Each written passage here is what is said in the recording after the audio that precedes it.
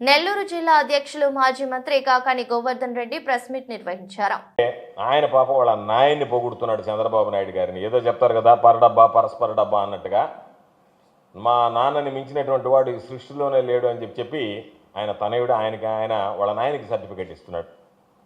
అక్కడికి పోయినటువంటి వ్యక్తులు అసలు మనం ఎందుకు వచ్చాం, పెట్టుబడుల కోసం వచ్చామా, దాని గురించి మనం ఆలోచన చేస్తున్నామా, దాన్ని ఏ విధంగా ఆకర్షించాం వదిలిపెట్టి ఈ రాష్ట్రానికి భావ ముఖ్యమంత్రి జగన్మోహన్ రెడ్డి గారు లోకేష్ ఈ రాష్ట్రానికి కాబోయే ముఖ్యమంత్రి అని చెప్పి మిగతా వాళ్ళు అంటే మంత్రులేమో లోకేష్ను పొగుడుతున్నారు, లోకేష్ చంద్రబాబు నాయుడు పొగిడేటువంటి పరిస్థితి ఏర్పడింది.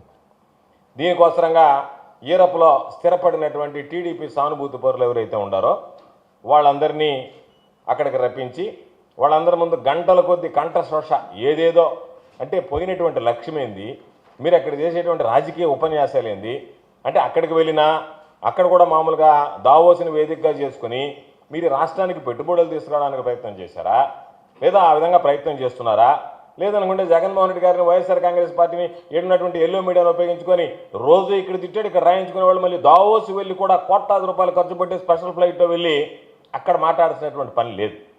అయినా సరే పాపం ఆయన కొడుకు చెప్పాడు 2004లో చంద్రబాబు నాయుడు గారు కనుక ఓడిపోకుండా ఉంటే రాష్ట్రం పరిస్థితి వేరుగా ఉండేది. అవును, రాష్ట్రం పరిస్థితి వేరుగానే ఉండేది, రాష్ట్రం అధోగతి పాలై ఉండేది. అనుమానం లేకుండా 2004లో రాజశేఖర రెడ్డి గారు కాకుండా చంద్రబాబు నాయుడు గారు కానీ గెలిచి ఉంటే రాష్ట్రం ఆంధ్ర రాష్ట్రం అనేటువంటిది అధోగతి పాలై ఉండేది, వల్లకాడుగా మారిపోయి ఉండేది. దాన్ని ఆయన 2000లోనే ఆయన మేము కానీ 2004లో గెలిచి ఉంటే ఓడిపోకుండా ఉంటే రాష్ట్ర పరిస్థితి వేరుగా ఉండేది అనేటువంటిది. ఆ రోజుకి ఈ పిల్లవాడు చెడ్డీలు వేసుకొని తిరుగుతున్నాడు హైదరాబాద్లో. ఏదో పెద్ద అనుభవం ఉన్నటువంటి వాడిలాగా 2004లోనే మేము కానీ గెలిచి ఉంటే మేము కంటిన్యూటీగానే ఉంటే బ్రహ్మాండంగా ఉండేది అని చెప్పాను. నేను అడుగుతున్నా, ఒకవేళ 2004లో మీరే కనుక గెలిచి ఉంటే పేదలకు ఇళ్ళు ఉండేదా, 108 లాంటి సేవలు వచ్చిండయా, ఆరోగ్యశ్రీ వచ్చిండేదా, ఫీజు రియంబర్స్మెంట్ పథకం తీసుకొచ్చిండే వాళ్ళ, రైతులకు ఉచిత విద్యుత్ అందుండేదా?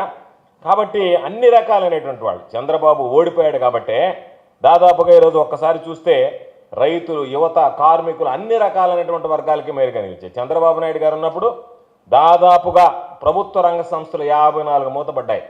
ఆర్టీసీని కూడా ప్రైవేటీకరణ చేయడానికి ప్రయత్నం చేశాడు.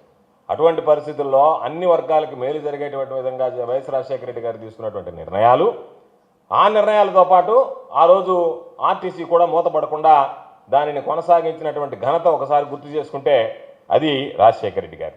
వ్యవసాయం అయితే చంద్రబాబు నాయుడు దండగా అంటే మరలా పండగ అయినట్టుగా చేశాడు. హైదరాబాద్ నగరాన్ని అభివృద్ధి చేశాడు. చంద్రబాబు చెప్తాడు కులీ కుతుబ్ షా తర్వాత నేనే హైదరాబాద్ని అని చెప్పి. ఎందుకు అది కూడా చెప్పు, కులీ కుతుబ్ షా కన్నా హైదరాబాద్ భాగ్యనగరాన్ని నేనే చేశానని చెప్పుకోలేకపోయావు. ఏముంది దాంట్లో, పెద్ద అసహ్యం ఏం లేదు కదా. అసహ్యాన్ని జయించినటువంటి వాడు నువ్వు, చెప్పుకోవడానికి ఏదైనా చెప్పుకోగలిగినటువంటి వాడివి.